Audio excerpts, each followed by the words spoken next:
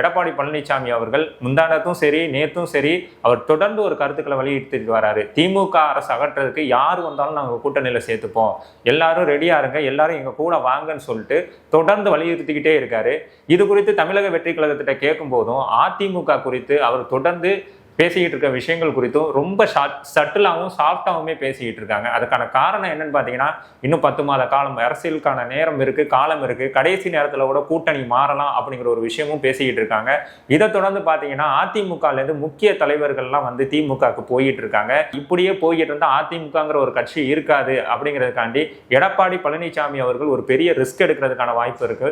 தங்களோட கூட்டணியிலேருந்து பாஜக வெளியே அனுப்பி விட்டு அந்த இடத்துல தமிழக வெற்றி கழகத்தை கொண்டு வரதுக்கான வாய்ப்புகள் நிறைய இருக்கு.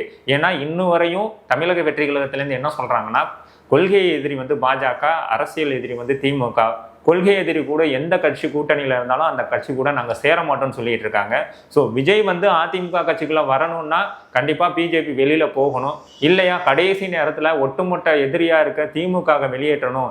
இதுக்காண்டி கொள்கையை விட்டு கொடுத்துட்டு நாங்க வந்து அதிமுக பாஜக கூட்டணியில இணைய போறோம்னு சொல்றதுக்கான வாய்ப்புகளும் இருக்கு.